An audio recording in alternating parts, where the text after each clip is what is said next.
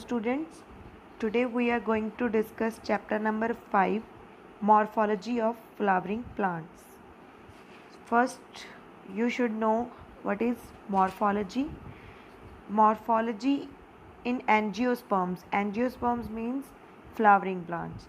जितने भी flowering plants हैं उनको हम एंजियोस्पर्म्स बोलते हैं और मॉर्फोलॉजी का मतलब होता है उनके जो एक्सटर्नल करैक्टर्स हैं, जो उनका एक्सटर्नल स्ट्रक्चर है उसको हम मॉर्फोलॉजी बोलते हैं, जिसमें basically roots, stem, leaves, flowers and fruits आता है। तो इसमें हम इस चैप्टर में स्टडी करेंगे कि क्या फ्लावरिंग प्लांट्स की मॉर्फोलॉजी होती है और फर्दर उनकी जो करैक्टर्स हैं, उनके जो स्ट्रक्चर्स हैं जो एक्सटर्नल, उनमें कुछ मॉडिफिकेशंस होती हैं टाइम टू टाइम। मॉडिफिकेशंस क्यों नेसेसरी हैं? क्योंकि जो उनका इन्वायरमेंट है एक्सटर्नल, उनमें उनको ग्रो करने के लिए जो अडेप्टेबिलिटी चाहिए, उनकी प्रोटेक्शन के लिए, उनको क्लाइंबिंग के लिए, क्लाइंबिंग मीन्स ऊपर किसी और पेड़ के ऊपर चढ़ने के लिए, स्टोरेज के लिए, स्टोरेज ऑफ फूड के लिए एक्सेट्रा, इन सब चीज़ों के लिए जो कुछ मॉडिफिकेशंस हैं जो उनको अपनी बॉडी में लानी पड़ती है। सो इस चैप्टर में हम एक तो मॉर्फोलॉजी के बारे में पढ़ेंगे फ्लावरिंग प्लांट की, सेकंड हम इनकी मॉडिफिकेशंस के बारे में पढ़ेंगे। So first we will talk about the root.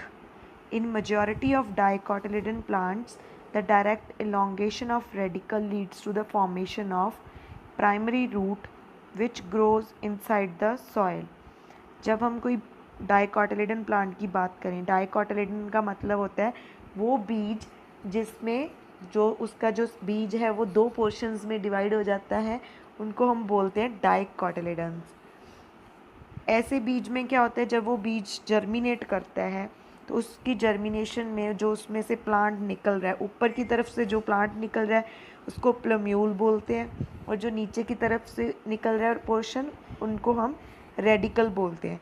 जो रेडिकल है वो ही फर्दर ग्रो करके उस बीज में से रूट की फॉर्म लेता है, तो उससे हम बोलते हैं उसको फॉर्मेशन ऑफ प्राइमरी रूट, जो कि सॉइल के अंदर ग्रो करती है।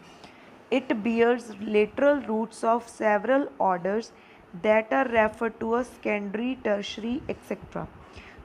जो प्राइमरी रूट की हम बात कर रहे हैं, उस प्राइमरी रूट से फर्दर जो और ब्रांचेस निकलती हैं उनको हम सेकेंडरी और टर्शरी रूट्स का नाम देते हैं। The primary roots and its branches consequent tap root system as seen in the mustard plant.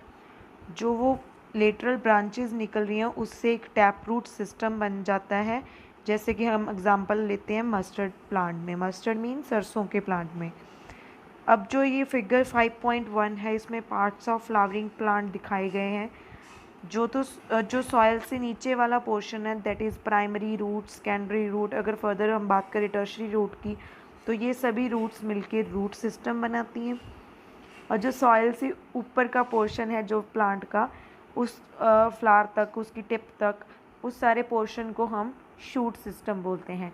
Shoot system में mainly flower, fruit, stem, leaf, bud, node, internodes present होती हैं। नोड्स हम बोलते हैं उस पोर्शन को जहाँ पे दो ब्रांचेस मैच कर रही हैं, वहाँ से एक छोटी सी बड की फॉर्मेशन हो रही है, उस पोर्शन को हम नोड बोलते हैं। और दो नोड्स के बीच का जो डिफरेंस है, जो गैप है, उस गैप को इंटरनोड बोलते हैं। In monocotyledon plants the primary root is short lived and is replaced by large number of roots. अगर हम मोनोकोटिलेडन प्लांट की बात करें, मीन्स उस प्लांट की जिसमें जो सीड है वो दो पोर्शंस में डिवाइड नहीं हो सकता, उनमें जो प्राइमरी रूट है बहुत ही शॉर्ट लिव्ड होती है, उनकी लाइफ जो स्पैन है बहुत कम होता है, उसकी जगह पे लार्ज नंबर ऑफ रूट्स वहाँ पे ग्रो करती हैं। These roots originate from the base of the stem and constitute the fibrous root system as seen in the wheat plant. तो इस तरह के प्लांट्स में जो रूट्स हैं वो कोई पर्टिकुलर सिंगल रूट नहीं होती, उसमें जो प्राइमरी रूट होती है उसकी जगह पे बहुत सारी, जैसे हम बात करें कि गुच्छा बन जाता है रूट्स का, तो वो क्या है, उसको हम फाइब्रस रूट सिस्टम बोलते हैं। जैसे कि हम एग्जांपल इसमें दे सकते हैं वीट प्लांट की, जैसे कनक का जो होता है, हम उसको अगर कनक को उखाड़ के देखें तो नीचे से जो उसका रूट सिस्टम होता है वो फाइब्रस रूट सिस्टम होता है। In some plants like grass, monstera and banyan tree, roots arise from the parts of plant other than the radicle are called adventitious roots. जिन प्लांट्स में रेडिकल से बिना कोई और पार्ट से अगर रूट्स डेवलप हो रही हैं, जैसे कि अगर हम एग्जांपल ले बनियन ट्री मीन्स हमारे पीपल का दरख्त, तो उसमें क्या है, जो रूट्स है वो रेडिकल से नहीं उगती, किसी और प्लांट पार्ट से उग रही हैं, तो उनको हम एडवेंटिशियस रूट्स का नाम देते हैं. The main functions of the root system are absorption of water and minerals from the soil, providing a proper anchorage to the plant parts. जो मेनली हर एक प्लांट में जो रूट का फंक्शन है वो यही है कि वाटर को अब्जॉर्ब करना एंड जो नेसेसरी मिनरल्स और न्यूट्रिएंट्स हैं वो भी सॉइल से अब्जॉर्ब करने. और ये जो अब्जॉर्प्शन है ये फर्दर हेल्प करती है प्लांट के पार्ट्स को ग्रो करने में. Storing reserve food material and synthesis of plant growth regulators. Roots की हेल्प से जो रिजर्व मटेरियल फूड मटेरियल है वो स्टोर करके रख सकती है रूट्स अपने में. और synthesis of plant growth regulators, जो प्लांट की ग्रोथ के लिए रेगुलेटर्स चाहिए होते हैं, जैसे कि हार्मोन्स की बात करें, ऑक्सिन्स हैं, जिबरलिन है, साइटोकाइनिन है, ये सब हार्मोन जो ग्रोथ रेगुलेटर्स हैं उनकी प्रोडक्शन भी इन्हीं से होती है. जैसे कि ये नीचे का डायग्राम दिया गया है, डिफरेंट टाइप्स ऑफ रूट्स दिखाई गई हैं. ए पार्ट में जो मेन रूट है उससे फर्दर लेटरल रूट्स ग्रो कर रही हैं. बी वाले में फाइब्रस रूट्स है, मीन्स ये गुच्छे की तरह बनी हुई है, कोई पर्टिकुलर डिवीज़न नहीं है रूट्स की.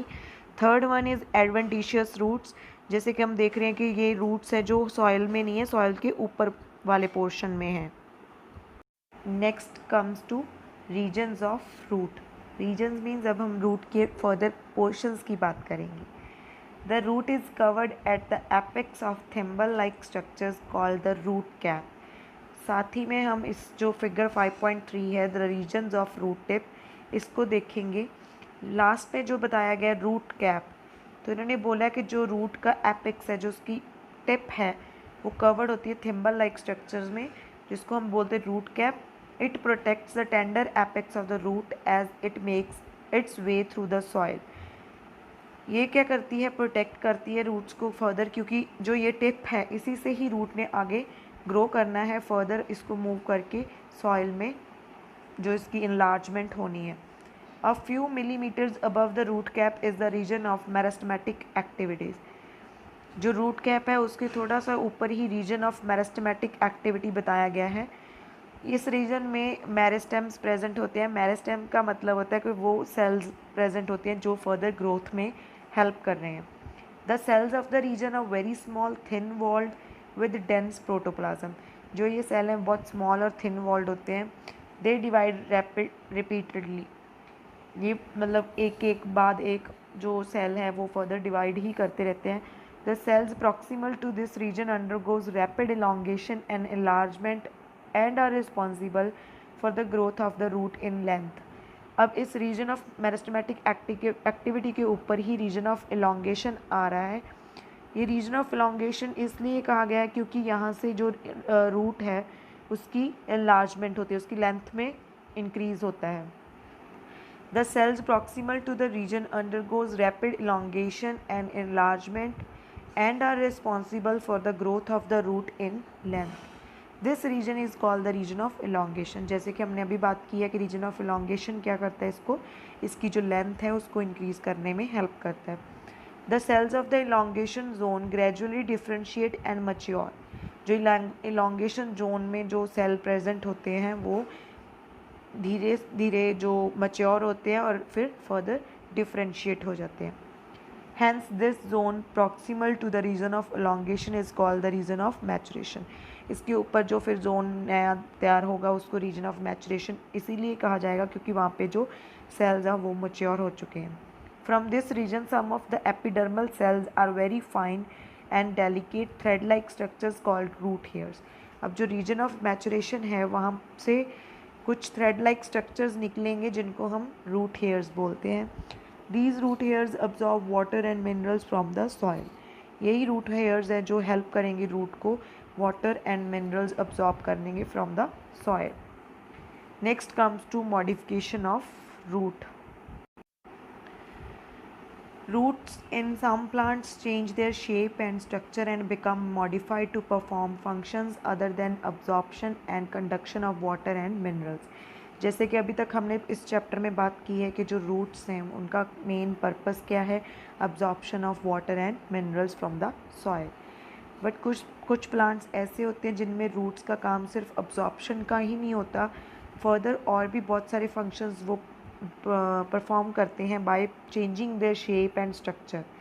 दे are modified for support storage of food and respiration. जो वो रूट्स होती हैं उनमें जो उनके जो स्ट्रक्चर में चेंजेस आती हैं वो मॉडिफिकेशंस होती हैं, वो किसी प्लांट को सपोर्ट प्रोवाइड करने के लिए, किसी की जो फूड को स्टोर करने के लिए एंड रेस्पिरेशन के लिए हेल्प करती हैं. Tap roots of carrot, turnip and adventitious roots of sweet potato get swollen and store food. अगर हम स्वीट पोटैटो की या कैरेट की या टर्निप की बात करें, कैरेट मीन्स जो गाजर और टर्निप मीन्स शलगम और स्वीट पोटैटो मीन्स जो शकरकंदी की अगर बात करें तो उसमें जो वो पोर्शन हम खा रहे हैं वो क्या है, रूट है. लेकिन वो रूट क्या है, मॉडिफाइड हुई है, उसमें जो फूड है वो स्टोर किया हुआ है. Can you give some more such examples? Have you ever wonder what those hanging structures and support a banyan tree are?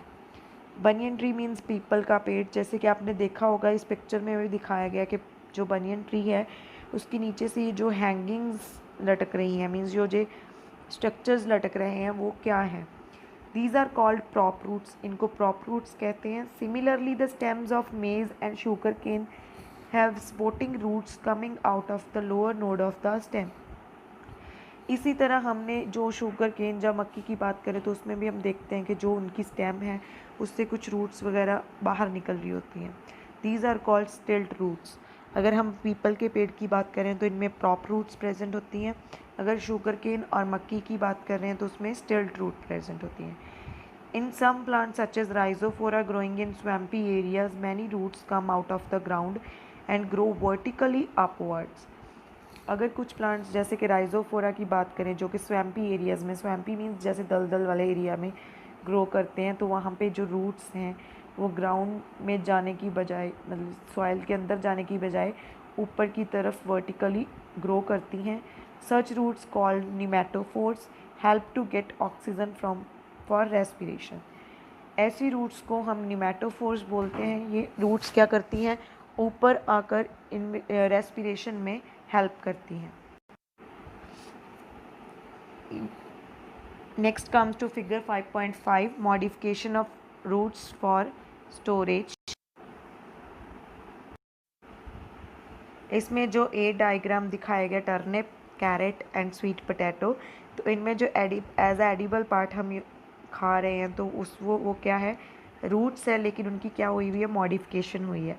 तो मॉडिफिकेशन में इस रूट ने फूड स्टोर किया हुआ है जो हम एज आ एडिबल पार्ट ले रहे हैं. और बी पार्ट में जो एग्जांपल है वो राइजोफोरा प्लांट की दी गई है. इसमें जो रूट्स हैं ये जो अपवर्ड डायरेक्शन में ग्रो कर रही हैं वो रेस्पिरेशन में हेल्प करती हैं और ऐसी रूट्स को हम निमेटोफोर्स बोलते हैं. So with this we are done with the morphology and modification of root, and in next lecture we will discuss the stem portion. Thank you.